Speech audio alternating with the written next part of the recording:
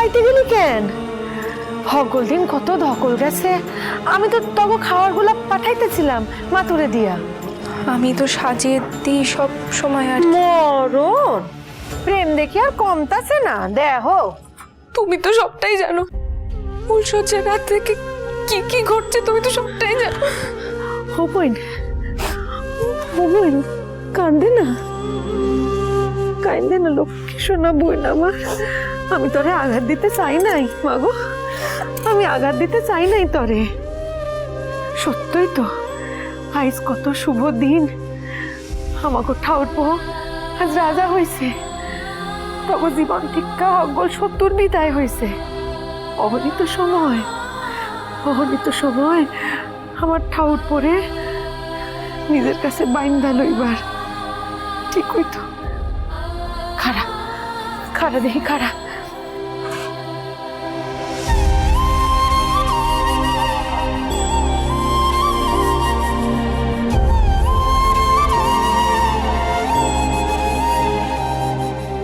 লইয়া যা, বাটি কইরা পায়েস দিলাম, লইয়া যা। আমি প্রার্থনা করুম বই, আজকের রাত তব জীবনের যেন স্মরণীয় রাত হইয়া থাকে। আর শোন, রাজার মনোবাঞ্ছা পূরণ করাই তোর আজকের একমাত্র কাম, মনে রাখো। দিদি কি বলছো? তুমি তো জানো যে মহারাজের মন। এই মন খান আপনার কাছে রাখতে হইব, তো রাখতেই হইব। তুই না রাজরানী? কথা দে, কথা দে, আমার আমার ঠাউর পরে তুই নিজের কাছে বাইন্ধা রাখবি, কথা দে।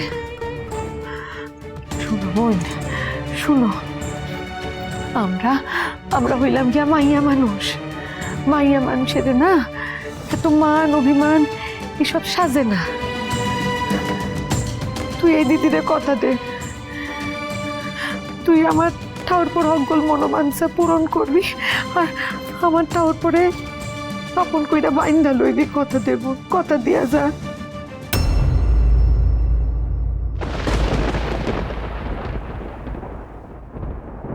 উমা দেহ দেহ দেহ, মৌনতা সম্মতির লক্ষণ, জানোস তো?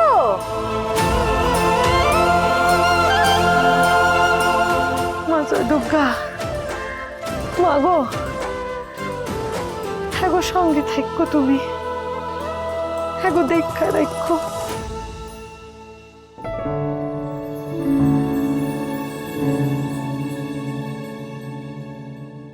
নিন,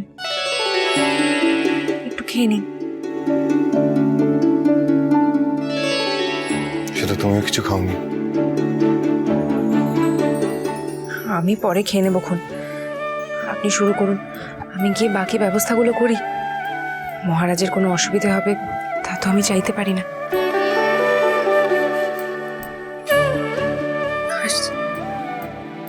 ভবানী, এসো আমার সঙ্গে, বসো।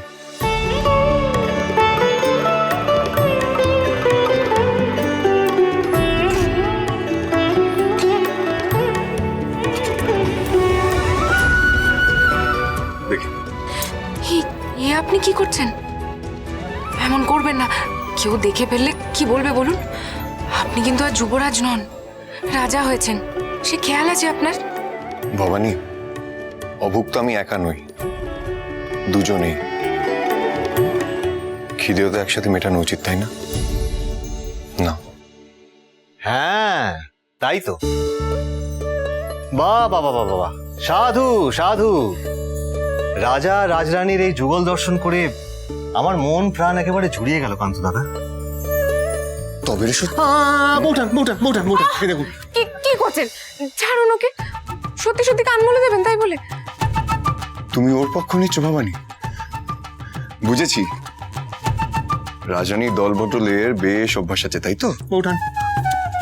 বাহ, ঘর খোলা, সেখানে হাত ধরবেন আপনি, চামচে করে পায়েস খাইয়ে দেবেন আপনি, আর দোষ হয়ে গেল আমার ঠাকুরপোর।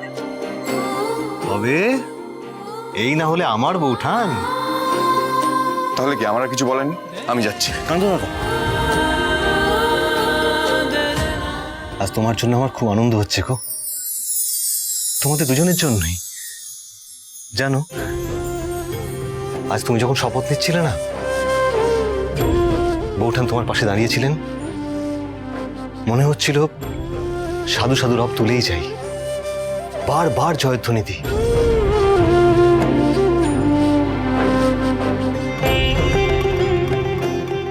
সত্য, এই পরিবার তো তোদের,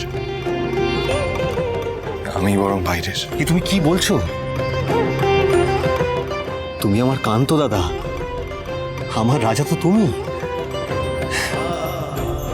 রাজা হবে এরকম, বাঁচতে বললে বাঁচবো, মরতে বললে যুদ্ধ করে বীরের মতো মরে যাব। তুমি যা আদেশ করবে তাই আমার শিরোধার্য। বেশ, তবে আদেশ হচ্ছে যে যখন তখন যেখানে সেখানে আর ঠাট্টা করা চলবে না। মাফ করো কান্ত দাদা, এই আদেশ চলবে না। আমি বেশ বুঝে গেছি, এ তোমার নিজেকে বাঁচানোর চেষ্টা, তাই না বৌঠান? এ তো মেনে নেওয়া সম্ভব নয়। তুমি যত প্রেমে হাবুডুবু খাবে, আমার ঠাট্টা তামাশা ততই চলতে থাকবে। আচ্ছা বৌঠান, আপনি বলুন, এই আদেশ কি মানা যায়? এই দেখো, বৌঠানও তো নাই বলছেন।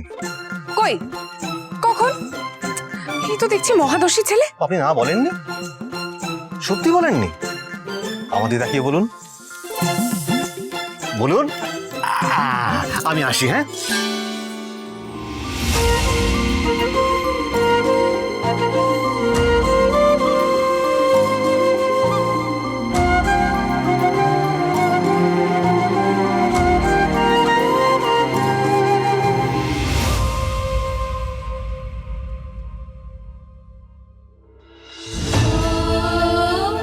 রামকান্ত, এবার তো স্বীকার করো, কি সম্পর্ক তোমার এই মহিলার সাথে? তুমি এখনো গোপনে এর সাথে সাক্ষাৎ করতে যাও? এর গৃহে রামকান্ত রাতও কাটিয়েছে। আরে মাইয়া, লাজ নাই লজ্জা নাই, বেহায়া মাইয়া চইলাইছে রাজসভায়। জীবন শিক্ষা অজ্ঞ সত্তর বিদায় হয়েছে। অবনীত সময়, অবনীত সময় আমার ঠাউর পরে নিজের কাছে বাইন্দা লইবার।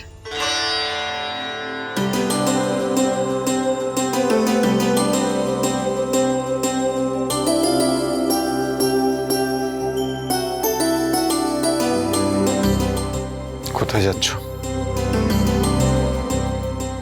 আপনি শুয়ে পড়ুন, আমি গিয়ে আমার শোয়ার ব্যবস্থাটা করি।